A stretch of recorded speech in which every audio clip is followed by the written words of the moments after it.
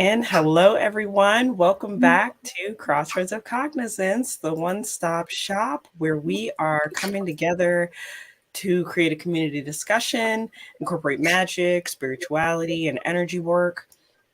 We are here to talk to you about tips, tricks, our experiences, our learnings. We're both in the realm, Katrina and I are both in the realm of teaching and sharing and just a love of everything woo woo, I guess. I mean, I know woo woo is kind of a bad word, but this is our lifestyle at this point. So good luck not bringing that up. But here we are to talk to you guys once again, just like we are every Thursday. And today's topic is very interesting. So we're going to be discussing energy work, well, correspondences in both magic and energy work, and kind of our philosophies behind it and what constitutes a correspondence and all of those things. So we hope that you'll be able to join us and, um, you know, share in our experiences, maybe realize where you were working with correspondences prior to this moment. Maybe you didn't think of that. I do have one show note. Today I'm in a different location, and I don't think anybody really knows. I have a pet bird, and she's very self-centered, and she thinks I'm talking to her right now. So if you hear squeaking or chicken sounds in the background, that is a parrot who is self-absorbed. So she's going to be part of the show. She's our special guest, Chloe. I think we're going to need to see this parrot. Oh God! Well, she may make an appearance. We'll see. Turn that camera around. Let us see this thing. I don't know. She's weirded out by electronics. So if I start moving too much. All right. Anyway, she's going to have an opinion. She needs to be on screen. She's going to be the Wizard of Oz, kind of in the background. Okay. You'll hear the voice, but you won't see the creature. But she is not the only one on this show. We are here together, and if this is your first time joining us, a couple housekeeping rules. Click the video if you're on Facebook so we can see your likes, your comments, your reactions, whatever they may be, your questions especially, because we want to answer those as we need to. And then if you're on YouTube, just kick back and enjoy the broadcast. We already see you, Debs. Hi there. And also, if you are here for the first time, we have introductions to do. I think introductions to do every broadcast. We're not going to make you go back and figure out who we are 84 shows ago. Yeah. I know. Crazy, right? Still got to figure out the 100th show. But for now, I am Dahlia. I am the founder of the Conduit School, and I serve my community as a healer, teacher, and a conduit for high vibrational energies. I do this by guiding my students through spiritual development, energy work, meditation, crystal usage, and really everything that leads you back to yourself, but in the most magical and profound ways possible so that you can navigate the world in a balanced way, because we have, and I think it's an obligation now, to reconnect to our bodies, to expand the way that we look at healing, and to feel more empowered, because life is changing, the world is changing, and we need to evolve faster than that. So, but I'm not doing that by myself, especially not in this broadcast. So who's here? Well, I am just honored to be part of Dahlia's life path and have her as part of mine. My name's Katrina Raspold. I'm the co-owner of Crossroads Occult. And my husband and I spent many years in the public eye in terms of lecturing and traveling and teaching, as well as having a retail metaphysical store and working with people one-on-one in that regard. And we retired last October. And now we do all of our work online. And so not quite as out there as we used to be, but still have, a toe in the water, so to speak. I've written several books. If you go to Amazon.com, put in Katrina Raspold, my stuff will come up. I also do cleansings for people, spell work for people, and readings for people. Hi, Monique. It's really good to see you. Hi, Colleen. So we're really glad you're here with us today. This is a really nuanced subject, and we're going to do our best to give to give it its credence, because we're having a pre-show moment where we're talking about, well, what our correspondence is. It's not magical letters that you write back and forth to each other. It's about the accoutrements that you use for your energy work or for your spell work.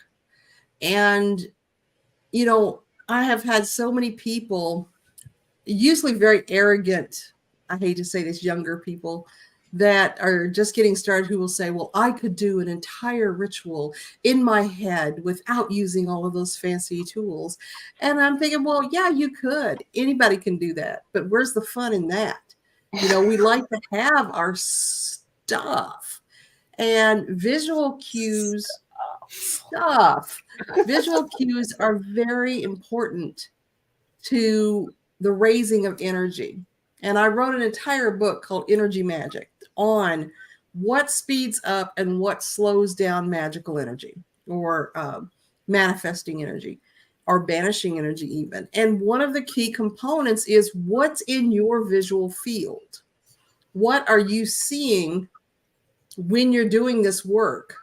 So if you're doing your healing in, I don't know, I'm trying to think of a junkyard, not a fun junkyard, but a dump, you know, your feelings, the energy around you is not loving and constructive and healing. But if you're doing your healings in, you know, on a massage table with incense burning and, you know, music playing that you enjoy, and you have taken a consideration for where the moon is when you are manifesting or banishing, you know, all of those things are parts of the coordinates that we're talking about, the correspondences that we're talking about, and they contribute to an atmosphere that the human psyche responds to, that makes your personal power amp up. Some people, you know, we'll go through all different things that you could layer onto your work. But basically, if you are using anything other than your naked body and the divine, you know, because even our clothing can Yes. speak to the type of work that we're doing, and your connection to the divine power. If you're using anything other than those two things for manifestation, banishing, healing, whatever type of energetic or spell work you might be doing, then you are using a correspondence. Absolutely. So the way we like to look at it, or at least the way I teach my students to look at it, is that we have a baseline of energy that we are able to transfer to another person or situation. When we do that, we're a funnel. So we're bringing down divine energy through our connection to whatever we call divinity or the higher source or whatever it might be. And we're running that energy through us to connect to a goal, whether that goal is to heal this person, identify what in their body or their psyche or their spirit is creating imbalance or malfunction, or if it's to get money for your electrical bill, whatever it might be. We're channeling that energy downward. Different people will have different capacities for how much and what kind of energy they can pull down. And a lot of that just comes with practice. But pull that energy down. However, there are certain tricks and layers that you can put on top of that energy that's inherent to you to build up a higher push of energy. So that is a very, very long explanation of what this show's about.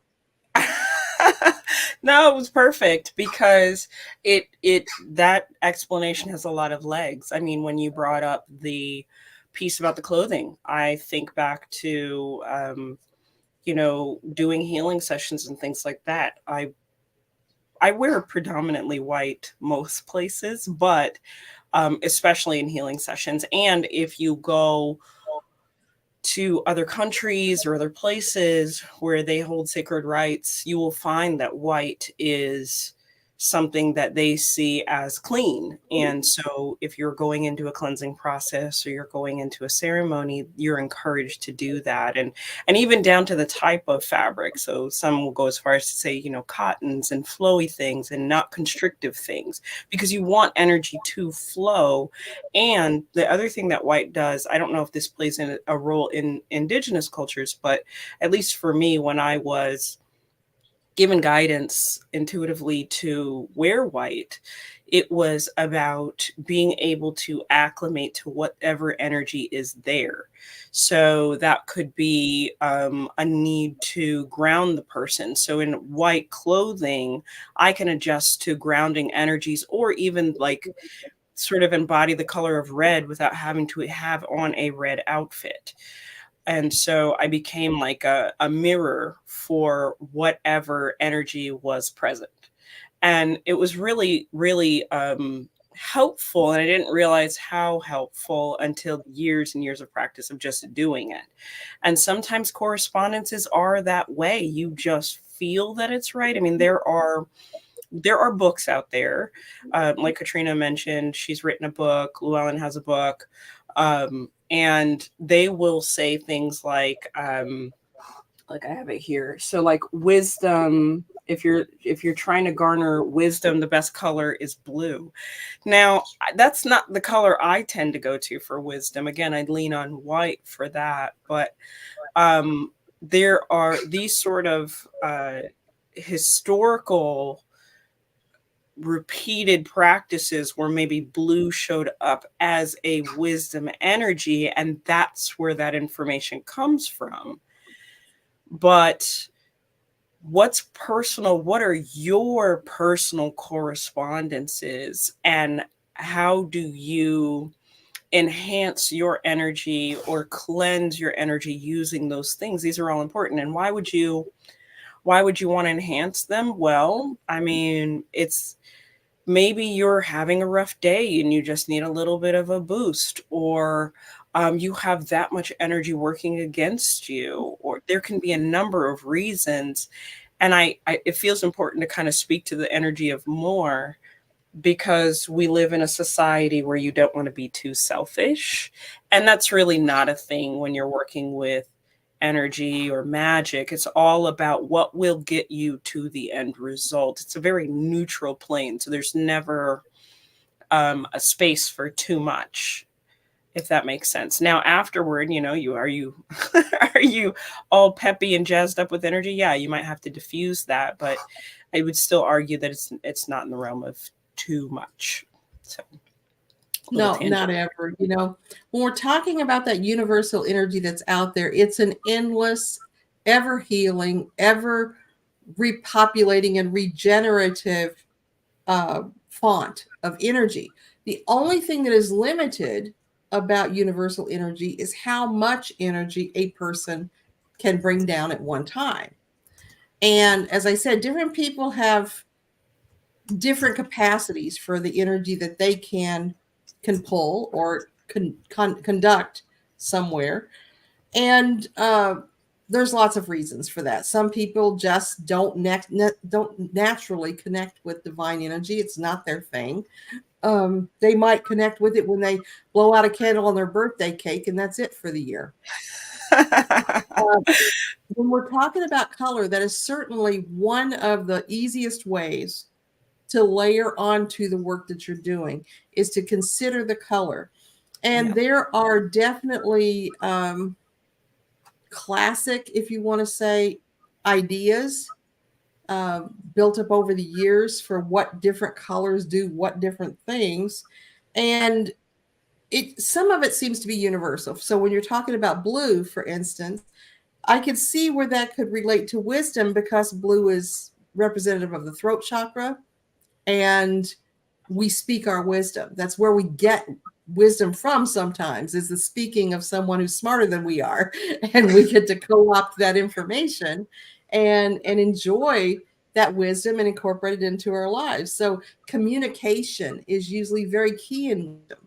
It's very hard to be wise and not have a litmus for that wisdom, something to compare it to let you believe that that wisdom has value.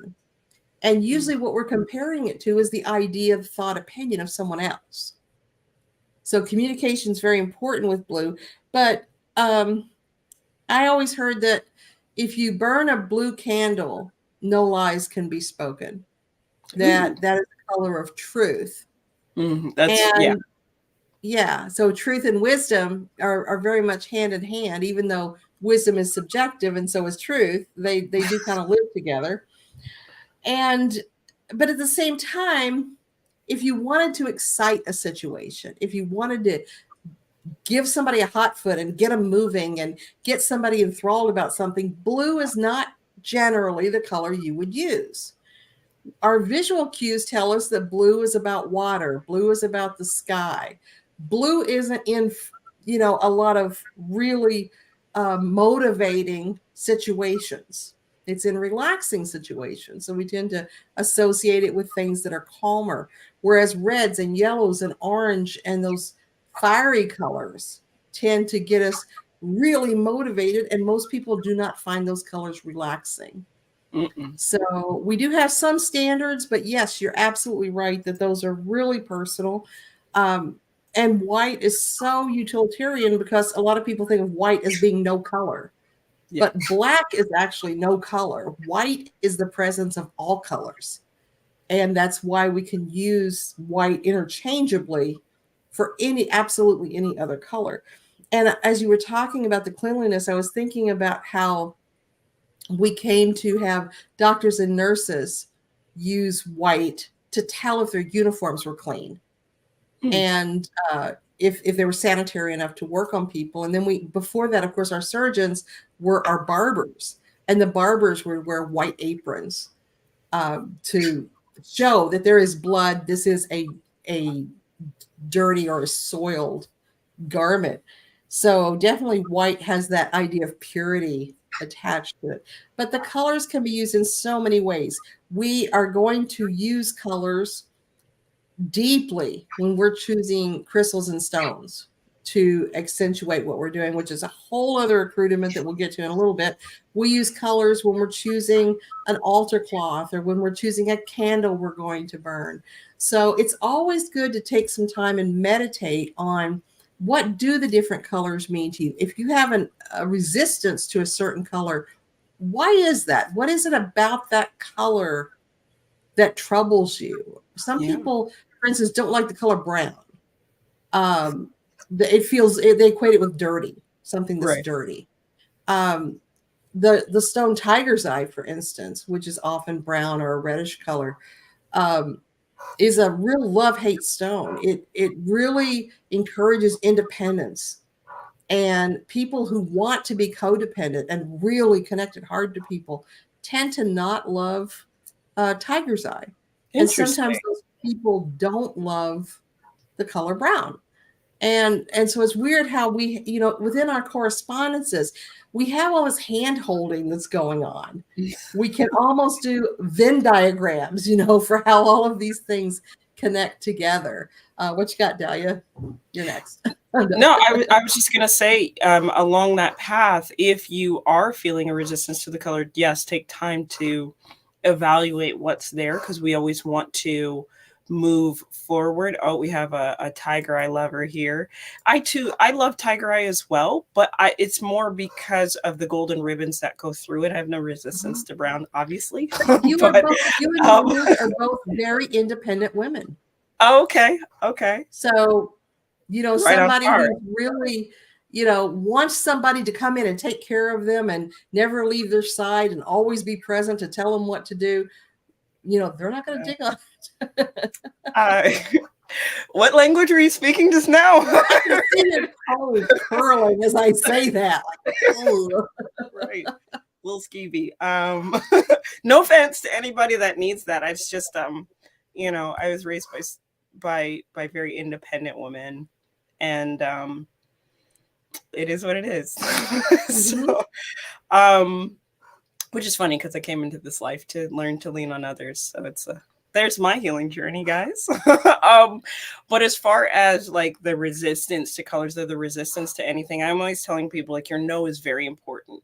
It's important for those two reasons. Yes, explore it, but also, maybe it's time to put that aside. Maybe you're getting a resistance to something. Like, let's say you enter into an ancestral ritual, and there are all these correspondences that your ancestors have laid out, and they're like, you need this, you need to make sure it's done on this day, and these things need to happen. And here you come and you're like, well, I respect the tradition that's taking place, and I'm feeling some emptiness with this, I'm feeling a no with that, and I feel like we really need to bring in more of these things, not from a place of ego, but from a place of balance and completeness. Like, especially if your rituals or your ancestral work does not include women or something crazy like, sorry, that's maybe not crazy, but it's a little crazy for the 21st century anyway.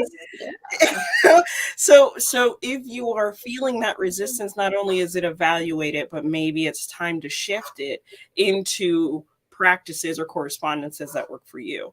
Like, me sitting with my children and praying with stones in our hands is nothing anybody before me would have done.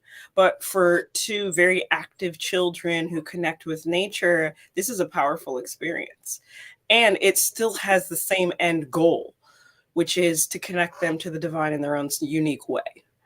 So evaluating what your relationship with the correspondence is so powerful, and it does everything, like Katrina was saying, to enhance and make something more meaningful out of what you're doing, which is what we're here to do.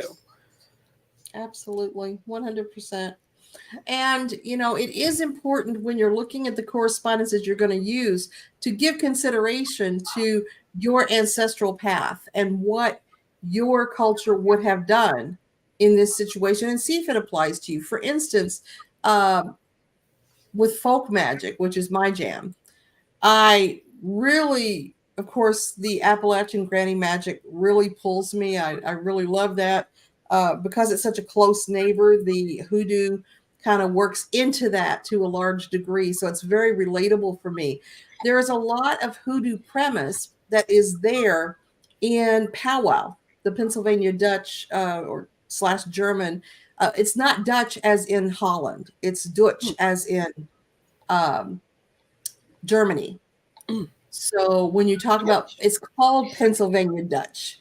It's spelled Dutch, but they're actually talking about the Germans in Pennsylvania when they talk about that. But that is extremely patriarchal. And they had incredible rules about we do not pass the wisdom on to females in the family.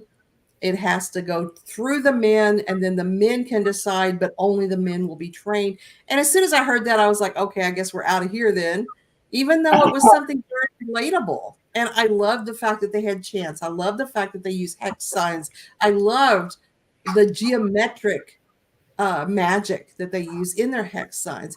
But that kind of thing was just, it was off-putting to me, even though they would see it as this is how our path works. This is what we do. It's what we've always done. And so they have value in that. Do we have an answer to this, Katrina? I do not. Okay. So yeah, you have to see what works for you and not be put into the tight little box of using systems that don't work for you just because they apply to where you came from. Right. So that's another layer, another correspondence that you can incorporate in. Because if your ancestors have used High John the Conqueror for success and sovereignty for the last 200 years, and you feel drawn to that, that's going to be a lot of power, as opposed to somebody whose ancestors did not use that particular product. Right. So ancestry is really big. Another thing that really pulls me, and I don't know if you relate to this very much or not, Dahlia, because this isn't something we've talked about much, but music is a really important Mm. part of my magic. And there was a trend going for a while where throughout ritual or magical expression, they would use techno music. And that just, it wasn't, I don't know, it just wasn't congruent with what I was doing and what was happening in my head. And it just grated on me. I couldn't do it. Some people hate Enya.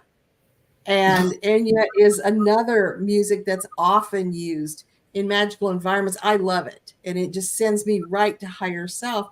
Other people don't love it. For some people, it's drumming. For some people, drumming is really monotonous and annoying and like bump, bump, bump, bump, bump. Oh God, make it stop.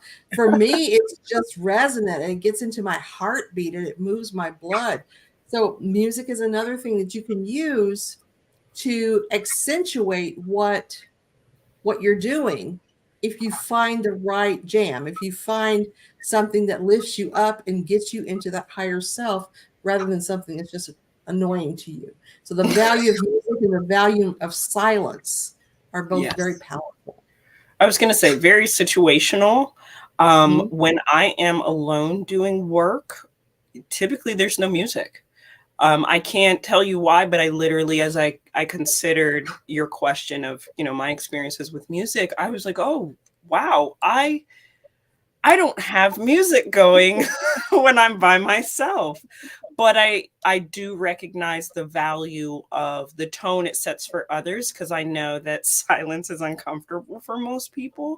I think when you hear energy and you deal with other people's energy and like there's always something happening, silence becomes very valuable and I Mhm. fully take advantage when I am by myself. Mhm. But I in have, groups, I almost, just interject real quickly, I almost never have music anywhere I am.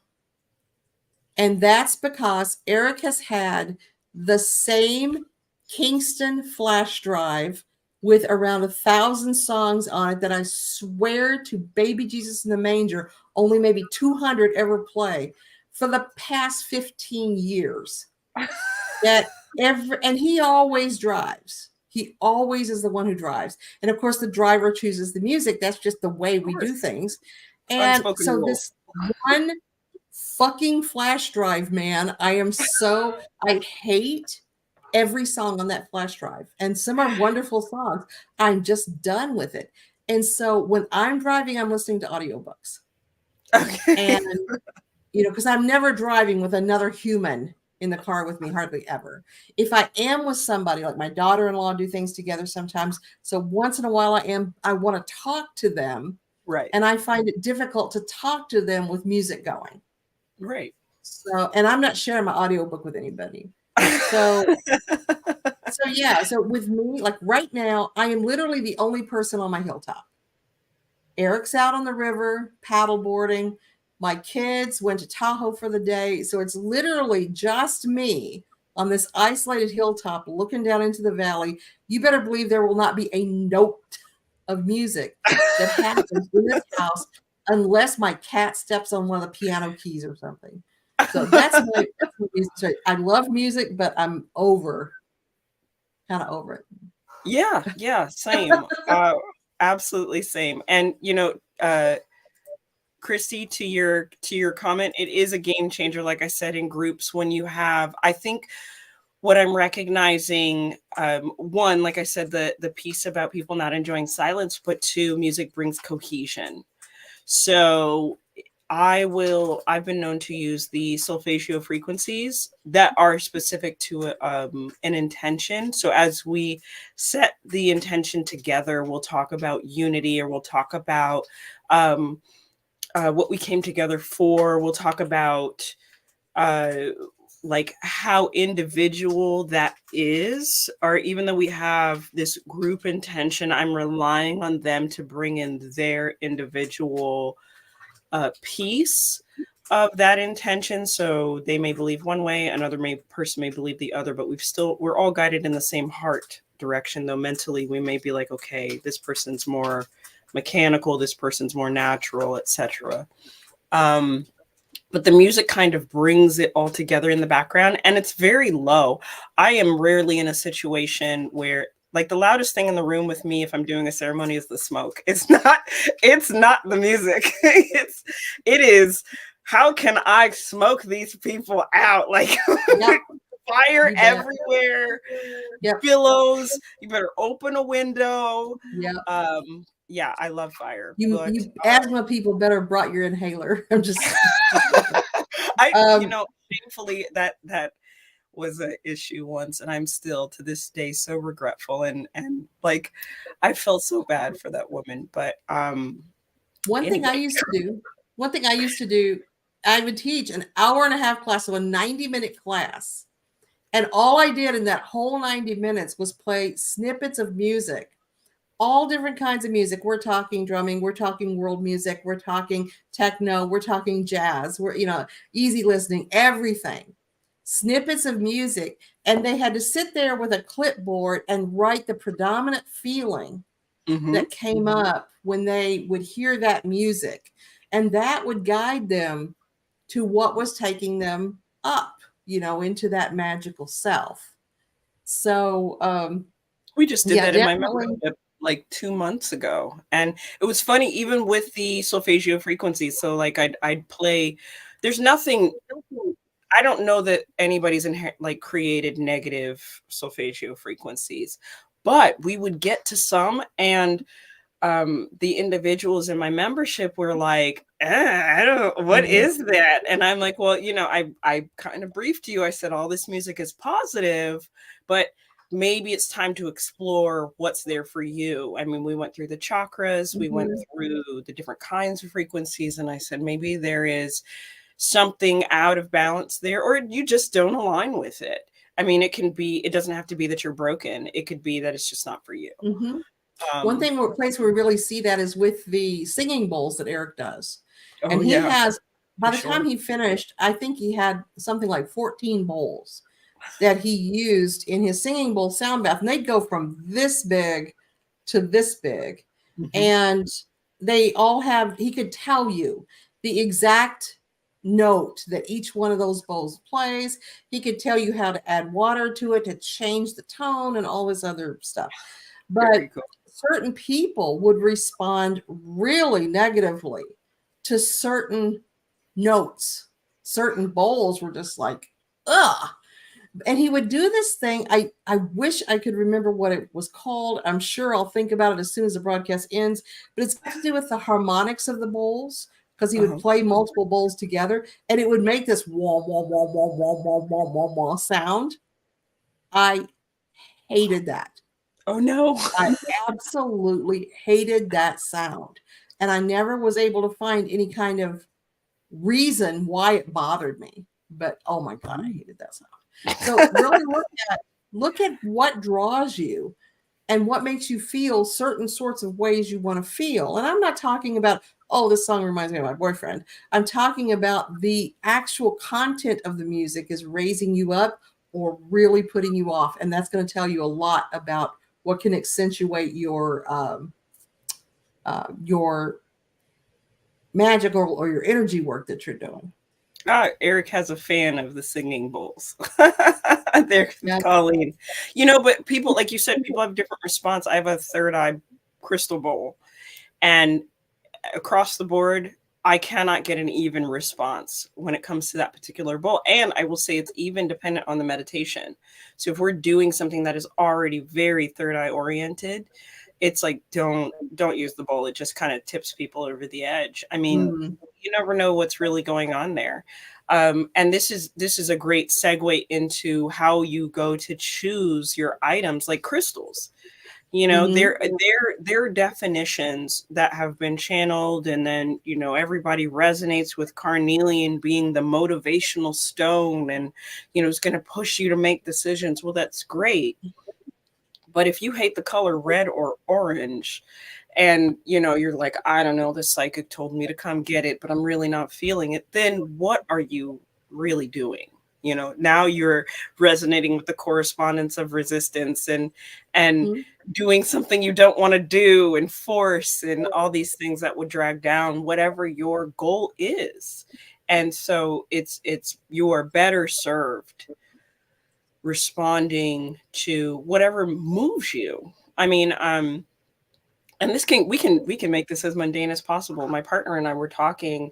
We both love books, and I was like, you always talk about how you don't have time to sit down and read. So like your correspondence is audiobooks, not it's not sit buy more books until you have more time.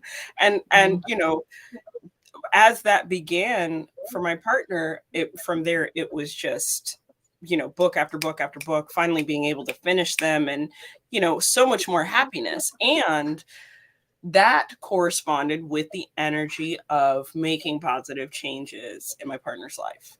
And so this is what I mean. It may be a small thing. It may be I need to have breakfast before I enter into a ceremony, or it may be I need to fast before I go in. But there is a correspondence with what you're doing.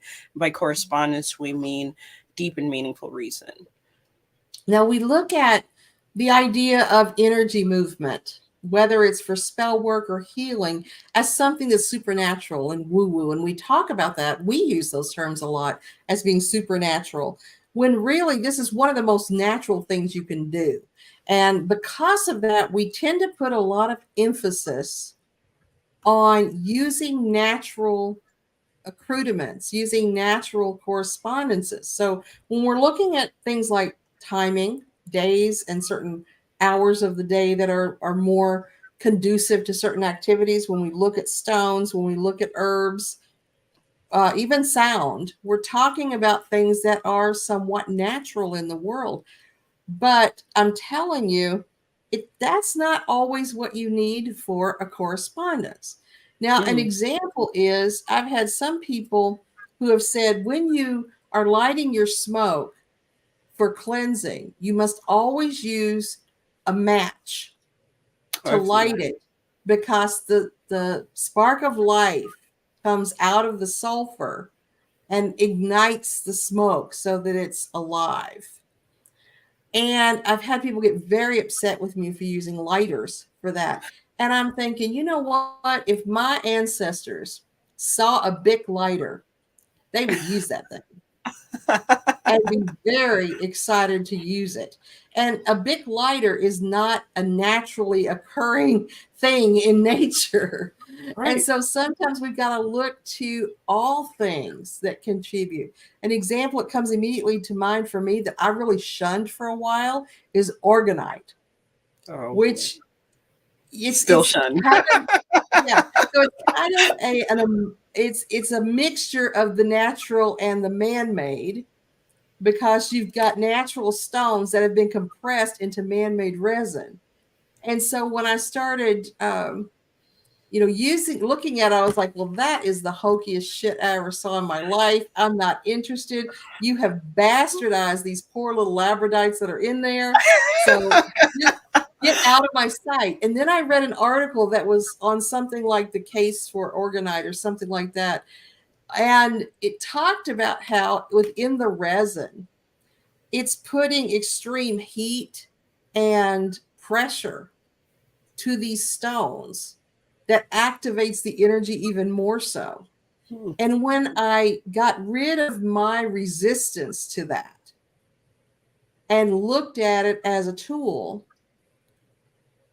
that worked in that way, I had really excellent results from it. And that Really? surprised me, because my initial reaction was so negative and so haughty and so high and mighty. But now I've got little orgonite pyramids everywhere, all through my different workings, that seem to effectively, almost like a Merkaba, channel that energy in a particular way that I enjoy and that I find to be really helpful. So it just don't always imagine that an accoutrement or a correspondence has to be something you dug up out of the dirt. If it is, great. But, there are also man-made accoutrements or man-made correspondence that can work for you, or they might not. So really, my feeling is burn down the house. You do whatever is going to work best for you to give you that big energy push that you're looking for. You're so funny. Organize. So for me, I will say it's situational. I have only responded to one piece of Organite that came with my copper pyramid. I'd ordered it, and it was just a natural equipment piece. You hang it up in the middle and it does something. And I looked at it, I sneered, and I was like, come on, this garbage. But then I started to feel a little something. I don't yuck anybody else's yum. It's definitely you have a great Organite pendulum. That's one of my favorite pendulums. We might make an exception for that one because it's beautiful. I've got two sort of like, look, guys, just going nuts. I mean, it just has a really great response time, and the only thing natural about it are the little tiny stones inside. Incredible. Again, if you're going to sneer at it, if you're going to feel some kind of way about it, don't evaluate that and then see where it takes you for sure. I know, and never be afraid to question yourself. Question yourself and say, why am I feeling cunty about this? What is this? Why am I feeling so derogatory about this? Now, a common thing that happens in Wiccan circles is that suddenly, Jim, the copy boy at Kinko's, will adopt a British accent when he calls in the quarters. And from the very beginning, I was like, that's the stupidest thing I ever heard in my life. Be you. Bring forth yourself into your magical processes, because your organic, genuine, authentic self is what's going to be the greatest power you have. Mm-hmm. If you have to step into another identity to be magical, you really need to evaluate what's going on in your mundane life that is draining your magical energy and keeping you from being that powerful magical person. But you know what? For this person, that's what does it. So it doesn't work for me. And I have to evaluate, why am I being so arrogant about this? And I'm like, because it's stupid and I don't like it, and that's my authentic answer. But I'm not going to tell him, or get on to him when he's obviously having his moment and in his glory. So you don't be afraid to question and audit. And sometimes the answer is because that just feels stupid to me. and my true conflict with Organite and resin is that I cannot get to the crystals and reorganize them within a solid structure. I don't like that. It. That is the Virgoest thing you've ever said around me in your life. I can't fix it. I can't. It's wrong. You made it wrong. And this one's out of alignment. I do not have OCD. Screw you. And much to Bram's point here, yes, our relationships do evolve. Like I remember in the beginning stages of my journey, I was very like I had to have a shell for my my smudging tools, and now I have an ashtray with a sugar skull in the middle of it, and I'm perfectly happy with that. I've told people, go and get your favorite mug, sacrifice it to your ancestors, and start using that bad boy to smudge your space. It doesn't have to be a shell. And to Katrina's earlier point, did your ancestors even use a shell?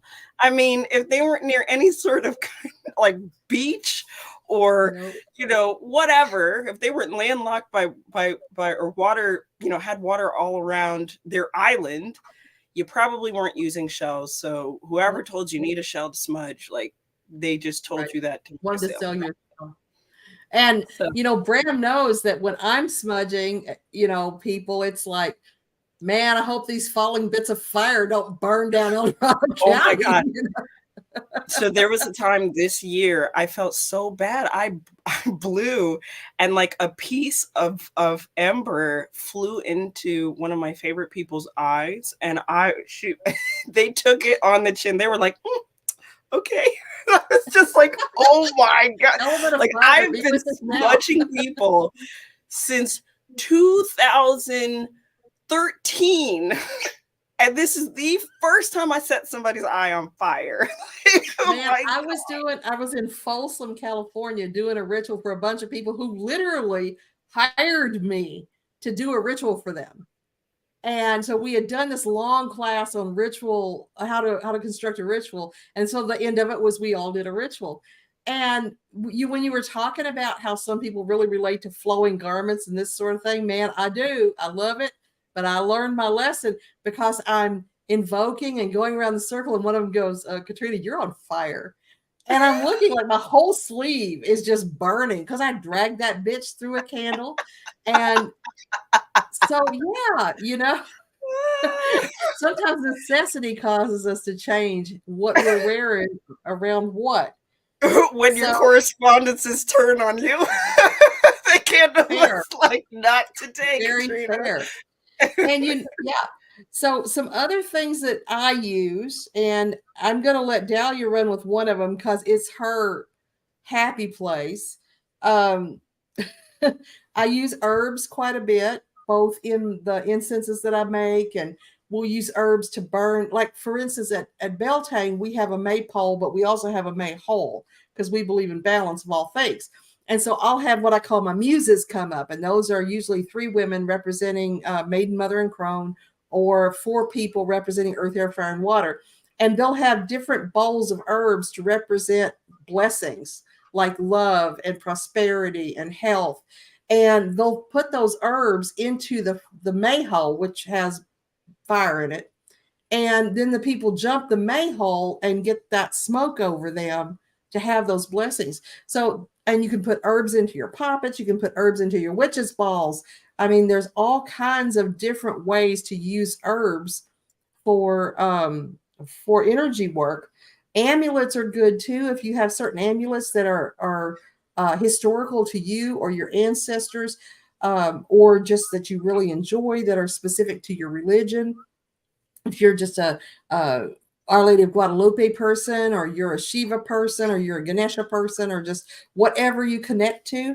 And like I mentioned before, that idea of what day in it is it and what time is it? I wrote a book called Days and Times of Power that talks about the different times and days that are specifically effective for certain things. Starhawk did a lot on this. Maria K. Sims did a lot on this, where they really dial it in. They're like, we're doing this magic at 9 o'clock. I've never, ever been that good. I've never been that specific. For me, it's like, we need it now. We're doing the ritual now. What time is it? I don't know.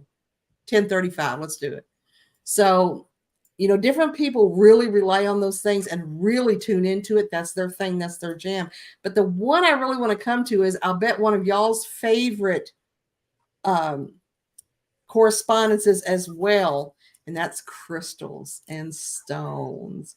And I can't even speak with any level of competence about this subject when I'm in the room with Dahlia. So I'm just going to STFU about this and let you go for it. I mean, so that's one of my biggest pushes, is that everybody can speak to it. I mean, I remember having a conversation with an individual who'd come to my shop, and they were like, I don't even really know why I'm here buying crystals. Like, I don't know. I just think they're pretty. And that was enough. I was like, well, then some of them have to be prettier than others. And, what kind of pretty are you? Pretty is subjective. What are you drawn to? And it was a whole conversation about what they aligned with from a feeling and a visual standpoint. And only to one of my favorite things was, like, I'd pull out the definitions of it, because we had like little cards with the definitions on the crystals. And by the end of it, they'd read the card and they'd be like, holy crap, this is everything that I need. I mean, it's like, it's working with crystals. This is going to sound so poetic. I think, but working with crystals is like being a master chef and just walking into a grocery store and going, I know what ingredients I need, and going from shelf to shelf and just, pulling together all of the ingredients for a perfect dish. And knowing, or at least trusting on some level, that your crystals are going to work out well for you. even if they're simple quartz. I mean, even the shapes start to play a role into what you're working with. Like, you know, I've got two sets of quartz Oh, humana, humana, humana, humana. here.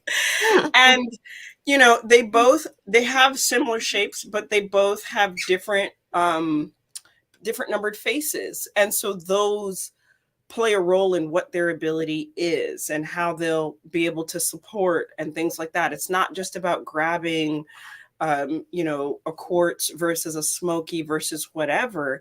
It's when I look at this, like I fully grabbed this one for shadow work because it's perfectly divided down the middle Mm-hmm. with light and dark. But this Wow. one works really well with trauma, just very naturally, which, I mean, you know, who's going to help me on what given day? We don't know. And that's another thing that plays a role. So I just like everybody can speak to working with crystals. Well, one of Especially the when I'm ways that nervous. I've really become involved with stones, even more so than I was before, is, you know, a lot of you know that I use eggs to cleanse people. Mhm. And I remembered that one of my mentors was really into using stone eggs. Now, right now at this time, I don't know what's going on, but I'm having a really hard time finding egg-sized stone eggs. I can get the little ones that are robin sized, but I can't, and you know, like the yoni eggs, but I can't get the ones that are shaped like and are the size of an actual egg. So It's what because I've I been bought them doing, all. nice. That's why. Thank you.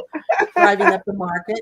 So all I have to use right now for cleansing, and I've been trying and trying to find other ones, is an obsidian egg that I've got. And I use it exactly the same way as I do a chicken egg. And in order to cleanse it out, I set it on a selenite tower Oh, perfect. and it just instantly whoop, drops the energy that it just picked up. And then I do a second cleansing with a selenite egg. And to cleanse it, I set it on an obsidian tower. Very And cool. so, yeah. So because I can't find my damn eggs, and by the way, y'all, September 5th is my birthday. I'm just saying. Because I Everybody can't send find my crystal because eggs I to can't Katrina. find my eggs, I've been using the flames. And I Oh, love them. So this is one of them. yeah. And then this one. Ooh, And then carnelian. this is my lepidolite. Nice. Because I can hold them in my hand really easily and still rub them on people. But Okay. yeah, eggs are Not ideal, the but they pointy don't have the part. stabby parts. Yeah, eggs are great. And speaking of that in terms of correspondences, crystals are great for absorbing energy. They're great for holding energy. Like what so the difference being absorption, it's going to hold the energy and do nothing with it versus just holding the energy like a person would hold the energy of love or I don't know, abundance or, you know, whatever you're trying to cultivate. Crystals are really great. They're like, it's like having a stone person stand there and hold something for you. Mm-hmm. And so when you use them for absorption or when you use them as a correspondence as part of your energy work, they do a great number of things. And then when you bring them together into a grid, it's even more powerful because you have, it's like having multiple types of people work. It would be the equivalent of having a perfectly running hospital as part of your process because everybody has a Absolutely. specialty. So, So one thing to know, folks, just to interject very quickly, if you're not a crystal specialist like some people are, if and you're worried you're going to pick the wrong stone, number one, you will not pick the wrong stone. That cannot no. happen. That's not going to happen. But if you go with basic color theory and you learn magical correspondences of color, that applies very well to stonework. So most of your red stones are going to, generate energy and be progenerative. Most of your blue stones are going to be soothing. Green stones can be healing and bring prosperity. So look at online. You are safe. I promise. If you look up what stones do online, you'll be fine. If you look up what herbs do online, you will be fine. Most every site that I've ever been to on any of these has, they don't always agree with each other, but I've never seen any information there I would say is damaging or misleading. It's usually pretty usable. Right. So And yeah, go I'd ahead. say the only place that I really get cautious is probably herbs if you're working with them, like Oh, ingesting them or inside, burning yeah. them. I don't, I forget people do that because I don't use any of my herbs internally. All of mine are external, so I forget that that's a thing. Yeah, it does happen. So that's probably the only cautionary tale. And I am 100,000% against having crystals inside of any part of your body, your mouth or otherwise. I've I know there's people out there that do things and have fun and believe very strongly, and I'm not sold. I mean, I'm not dead, so I guess it could change, but I Where are I you on have the water bottles? on the what? Oh, the crystal water The bottles. water bottles that'll have, I haven't, I'm like, okay, you got a water bottle with a rock in it. Go you. I don't have a big jazz for that, but I've been around people who are just so excited about that. So here's what I'll say. I I get it. I get it. I did it. I tried it. And the only one that made the most significant difference for me was shungite. And that is because it is 100% carbon, or world as close to as you can get without being a Mm-hmm. diamond. Mm-hmm. Um, the others, I think it was very challenging for me to tell my personal placebo impact of I'm drinking crystal water, like we're together, finally, versus it's actually supporting my purposes. And eventually I forgot what crystals I'd put in there because it was like a tea diffuser with crystals in it that I knew weren't Mm-hmm. going to kill me. um and I just used water. So uh I'm not really like, I can't really be sold on the water bottles. They're beautiful. And I think that's the thing is that water molecules are highly changeable. That's why we're highly changeable. Well, part of many reasons why. And so when you buy that crystal water bottle and you say, this is what you're going to do for me, anytime you put water in there, you are reinvigorating that intention. And I really think it's a lot of it's the water and not the stone. Plus, a lot of those bottles have to encase that crystal in plastic.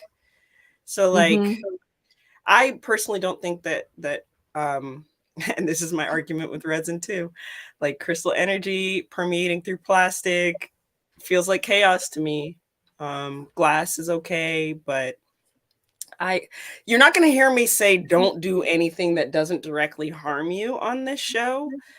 Uh, I'm going to tell you that I don't have a crystal water bottle, and I never sold them for that reason because it wasn't something that I could really stand behind, but I can see why people do it. And I'm down for, I mean, it took me a while to get behind, say, sigils, and sigils are very powerful magical correspondences.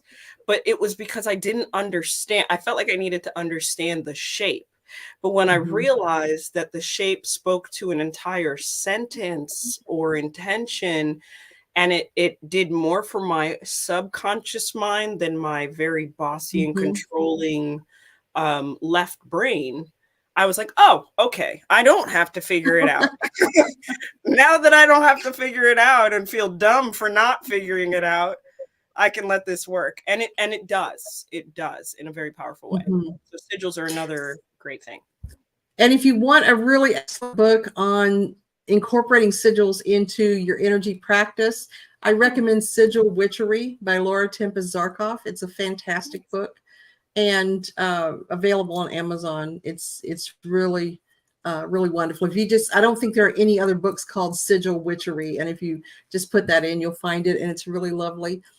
So we covered a lot of territory today. Of course, we didn't get into all of the correspondences, but I think we hit on some of the most used ones. What do you Yeah. think?